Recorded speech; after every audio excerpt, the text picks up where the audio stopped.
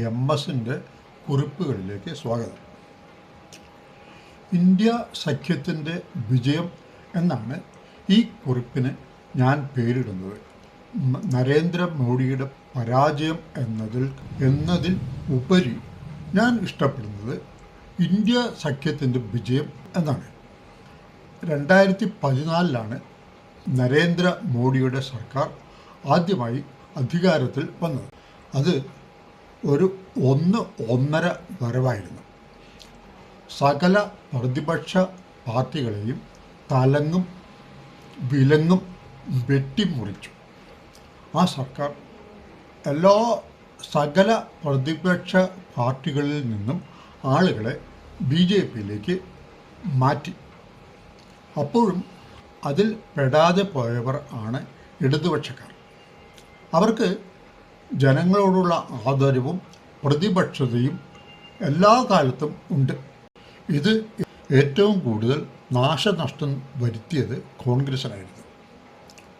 സ്വതന്ത്ര ചിന്തകൻ ആയ രവിചന്ദ്രൻ ഒരു കൊപ്പെ കളിയെക്കുറിച്ച് പറയുന്നുണ്ട്. മതങ്ങളും ദൈവങ്ങളും ആളെ കൂട്ടുന്ന കളിയാണ് ഈ കൊപ്പെ കളി.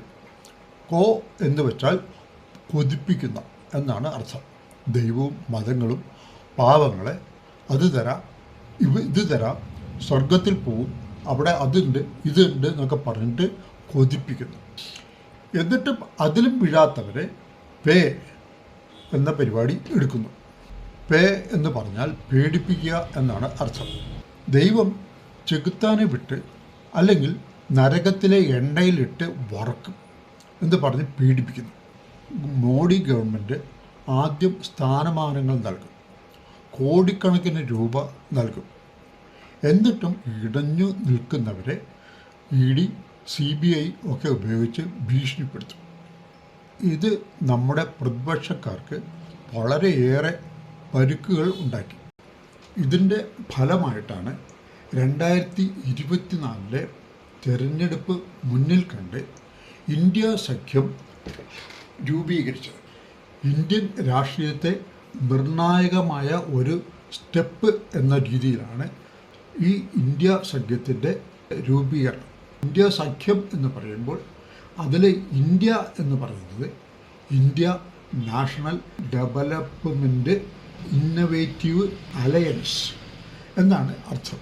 2023 ജൂലൈ 18 ബാംഗ്ലൂരിൽ വെച്ച് നടന്ന രണ്ടാമത്തെ യോഗത്തിൽ, ആദ്യത്തെ അല്ല, രണ്ടാമത്തെ യോഗത്തിൽ ഈ സഖ്യം ഔദ്യോഗികമായി പ്രഖ്യാപിച്ചത്. ആദ്യ യോഗം ജൂൺ മാസത്തിൽ പാറ്റ്നയിൽ വെച്ച് നിതീഷ് കുമാറിൻ്റെ നേതൃത്വത്തിൽ കൂടി. 28ഓളം പ്രതിപക്ഷ പാർട്ടികൾ ആണ് ഇതിൻ്റെ പിന്നിൽ. മല്ലികാർജുൻ ഖാർഗെ, രാഹുൽ ഗാന്ധി, നിതീഷ് കുമാർ, അദ്ദേഹം പിന്നീട് ഇന്ത്യയിലേക്ക് പോയി എങ്കിലും നിതീഷ് കുമാർ, മമതാ ബാനർജി, MK സ്റ്റാലിൻ എന്നിവരാണ് മുന്നിൽ നിന്നത്. ഇതിൽ എടുത്തു പറയേണ്ട ഒരാളുടെ പേരാണ് ശ്രീറാം യെച്ചൂരി. അദ്ദേഹമാണ് ഈ സഖ്യത്തിന് ആശയവ്യക്തത ഉണ്ടാക്കി കൊടുത്തത്. ഇതിൻ്റെ പ്രധാന ആശയങ്ങളും ലക്ഷ്യങ്ങളും ജനാധിപത്യ സംരക്ഷണം, സാമൂഹിക നീതി കൊണ്ടുവരിക, സാമ്പത്തിക വിഷയങ്ങൾ കൈകാര്യം ചെയ്യുക, ഫെഡറലിസം സംരക്ഷിക്കുക, വിദ്വേഷ രാഷ്ട്രീയത്തിനെതിരെ ക്യാമ്പയിൻ സംഘടിപ്പിക്കുക എന്നിവയാണ്. ഇതിലെ ഏറ്റവും പ്രധാനമായ കാതലായ ഒരു കാര്യം, പ്രമുഖമായ ഒരു കാര്യം, ഓരോ സംസ്ഥാനത്തും ഉള്ള പ്രമുഖ കക്ഷികളുടെ നേതൃത്വത്തിൽ ആയിരിക്കണം സഖ്യത്തിൻ്റെ കാര്യങ്ങൾ പോകാൻ എന്നാണ്. പക്ഷേ ഇത് എല്ലാ സമയത്തും ലംഘിക്കപ്പെട്ടു. കഴിഞ്ഞ 2024 ഇലക്ഷനിൽ ഇന്ത്യ സഖ്യം പച്ചത്തൊട്ടില്ല. ആഭ്യന്തര വൈരുദ്ധ്യങ്ങൾ തന്നെയാണ് കാരണം. ഓരോ കക്ഷിയും ആവശ്യത്തിൽ കൂടുതൽ സീറ്റിനായി കടുംപിടുത്തം പിടിച്ചു.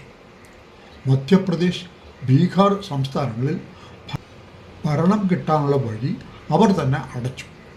ഇതിൽ കോൺഗ്രസിൻ്റെ ഇടപെടലുകൾ ആണ് വലുത്. മധ്യപ്രദേശിൽ ഇന്ത്യ മുന്നണിയെ കോൺഗ്രസ് അടുപ്പിച്ചില്ല. ബീഹാറിലെ ഒരുപാട് സീറ്റുകളിൽ കോൺഗ്രസ് തല്ലിട്ട് മേടിച്ചു. എന്നിട്ടോ എല്ലായിടത്തും പരാജയപ്പെടുകയും ചെയ്തു. ഡൽഹിയിൽ കോൺഗ്രസ് കാണിച്ചതാണ് ലോക രാഷ്ട്രീയ ചരിത്രത്തിലെ ഏറ്റവും വലിയ വഞ്ചന. അവിടെ സ്വാധീനമുള്ള ആം ആദ്മി പാർട്ടിയെ ഏതാണ്ട് എല്ലാ സീറ്റിലും കോൺഗ്രസ് കയറി മത്സരിക്കുകയും റിസൾട്ട് വന്നപ്പോൾ ഒരു പ്രതീക്ഷയും ഇല്ലാതിരുന്ന BJP അവിടെ ഭരണം പിടിക്കുകയും ചെയ്തു. പിന്നെ തുടരെ പരാജയങ്ങൾ. എല്ലാ തെരഞ്ഞെടുപ്പിലും സഖ്യം തോറ്റു.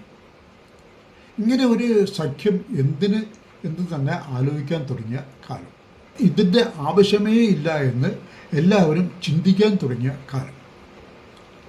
അപ്പോൾ ഇന്ത്യ സഖ്യത്തിന് ഒരു രാഷ്ട്രീയ വിജയം വേണമായിരുന്നു.